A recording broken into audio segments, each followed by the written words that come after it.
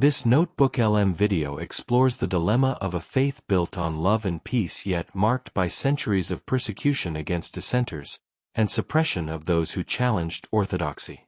This journey highlights how the persecution of heretics was justified through theology and history, but is now widely seen as a moral failure.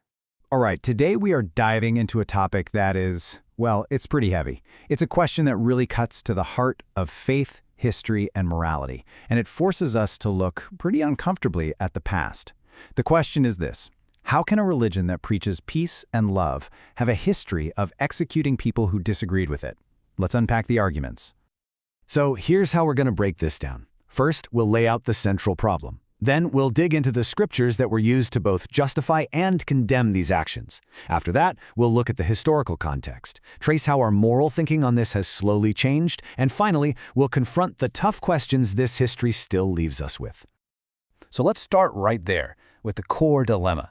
This is a question that pops up all the time in debates online and in person, and it really gets at a deep, frankly uncomfortable tension at the center of this whole issue.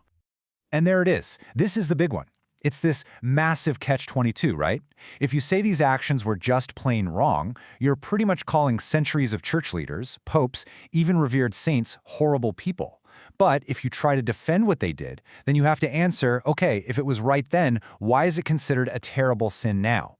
It really makes you wonder, what changed? Did God's standard change, or did our understanding of it? Okay, so let's get into the first major argument and see how Scripture itself was used to build the case for capital punishment. The justification for them started way back in the Old Testament, where the commands are, well, they're startlingly clear.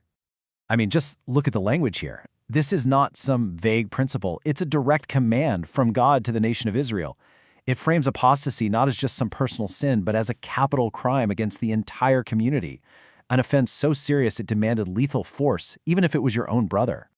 And this wasn't just a one-off verse either. You find passages like this one from Leviticus that hammered home the idea that certain theological errors, like blasphemy, were absolutely worthy of death. For hundreds of years, this was seen as a divine mandate to protect the faith from being corrupted. And this quote right here, from the great theologian Thomas Aquinas, shows you exactly how they reasoned it out. He argued that, look, if the state can execute a guy for forging money, a crime against something temporary like the economy, then it has an even greater right, even a duty, to execute a heretic whose crime threatens something eternal, the soul. For him, it was just a matter of brutal, straightforward logic. But as you know, the Bible isn't a monolith. And there's a really powerful counterargument that's rooted directly in the teachings of Jesus and the idea of the New Covenant. So the counter-argument points right to what Christ himself told his disciples. When you're faced with rejection, the command isn't to draw a sword or call down fire. It's to walk away, to shake the dust off your feet. The argument here is that Jesus modeled a response of separation and warning, not violence and coercion. It's a totally different approach. And this brings us to a huge theological fork in the road. Was the command to kill heretics an eternal, unchanging moral law, kind of like thou shalt not murder? Or was it a ceremonial or civil law, something specific to the nation of Israel, that Christ came to fulfill and, well, supersede? The entire argument really hangs on how you answer that question. Now, moving beyond the purely theological arguments, there's another major defense you hear a lot: the argument from historical necessity. The idea here is that you just can't judge the past using the standards of today. You have to try and put yourself in their shoes. In an era where religion was the literal foundation of everything, of law, of identity, of social order, heresy wasn't just a difference of opinion. It was seen as treason. Treason against God and the state that could rip society apart. I mean, just think about the 30 Years' War, where religious divides killed millions.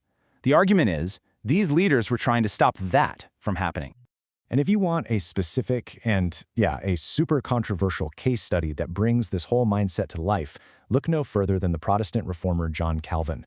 What happened in Geneva under his influence really shows how protecting doctrinal purity and keeping society from falling into chaos were seen as basically the exact same job.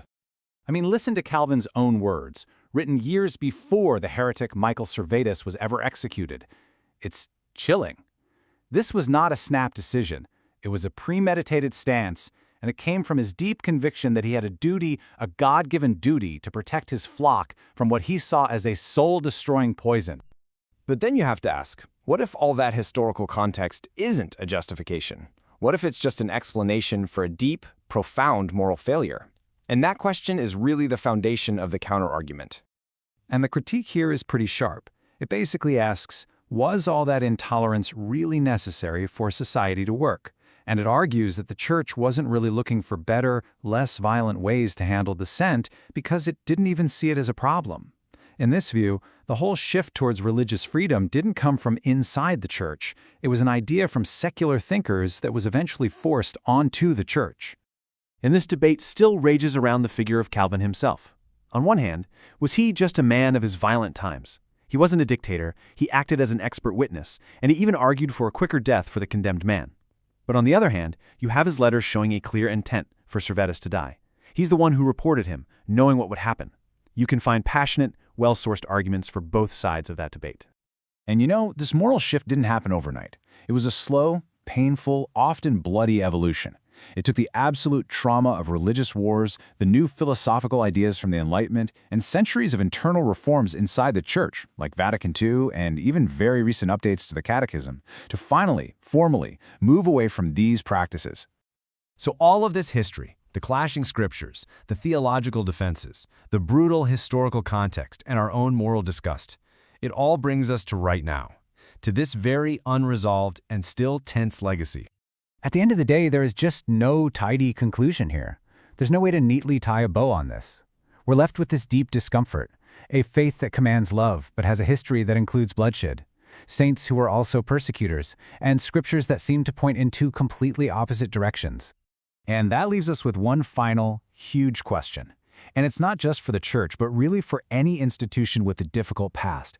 How do you properly reckon with a history that clashes so profoundly with your values today, especially when that past was built on what people truly believed was divine authority? There's just no easy answer to that.